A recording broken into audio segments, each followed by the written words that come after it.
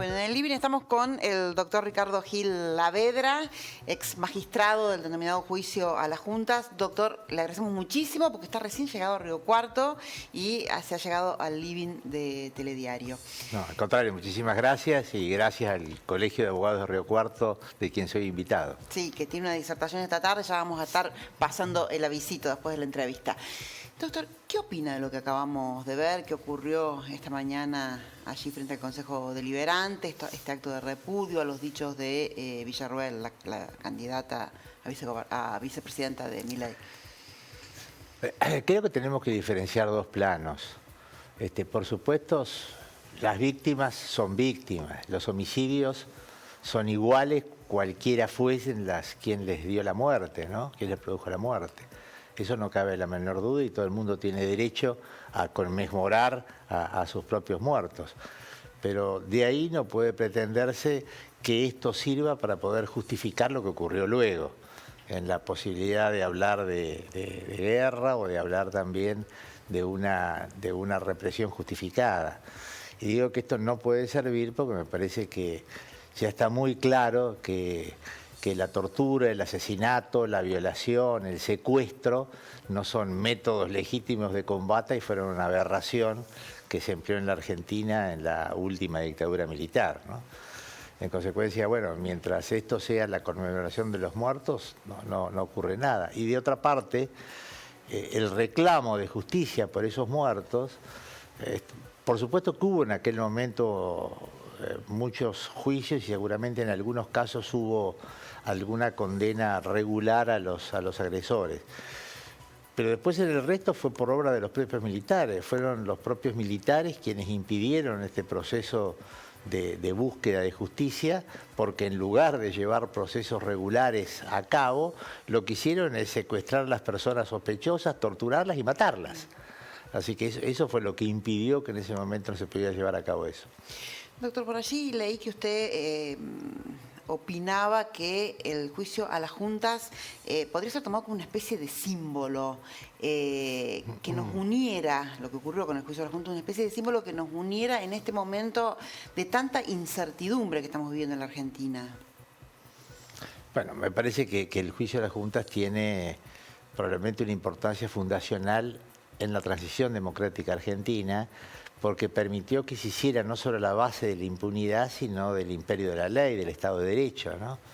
Y que materializara probablemente un requisito básico de cualquier democracia constitucional, que es la igualdad de todos ante la ley, que el más poderoso tiene que rendir cuenta de sus crímenes frente a un juez.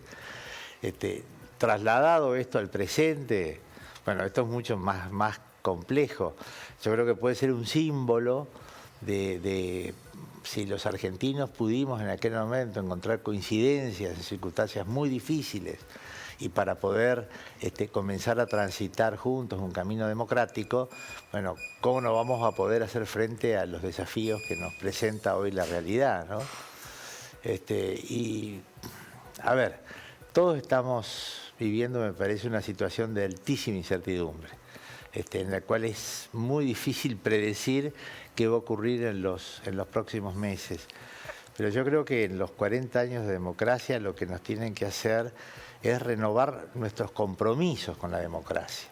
Es decir, los compromisos con una democracia y una democracia obviamente constitucional, con plena vigencia de la ley y de la Constitución, porque es la única manera, el único modo de poder aspirar a tener un régimen con derechos y con libertad.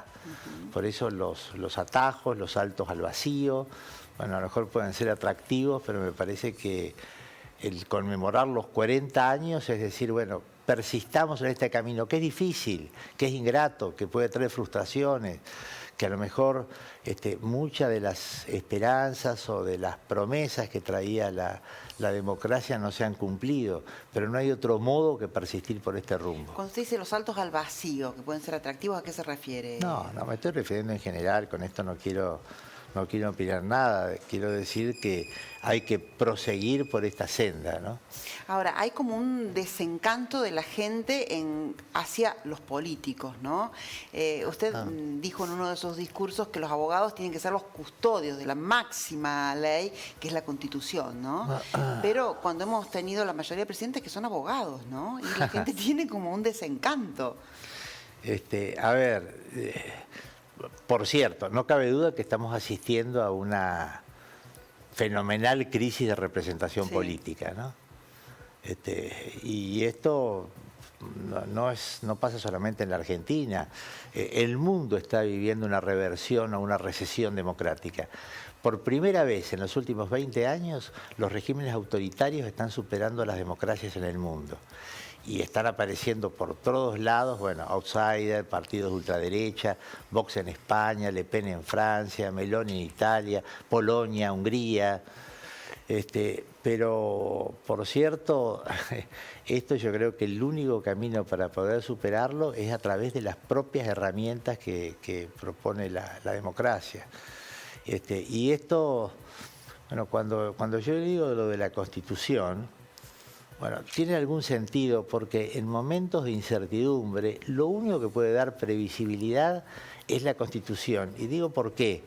Porque las constituciones trazan un sendero en el cual pueden transitar gobiernos de distinta ideología, más estatistas, más liberales, más progresistas, pero siempre que se desenvuelvan dentro de un cauce que trata la Constitución, que no excedan sus límites. Y por cierto, quien va a garantizar que esos límites se mantengan, bueno, son los jueces, que son los que tienen que hacer que un gobierno, que una mayoría accidental, porque las mayorías siempre son accidentales, porque se renuevan constantemente en cada votación, que una mayoría accidental no salte estos bordes que plantea la Constitución, que es lo que da estabilidad e integridad al sistema político. Claro, ¿no? Que se respeten los derechos, ¿no? Sin duda, bueno, por eso digo, no se puede hacer cualquier cosa. Es decir, los gobiernos no pueden hacer cualquier cosa.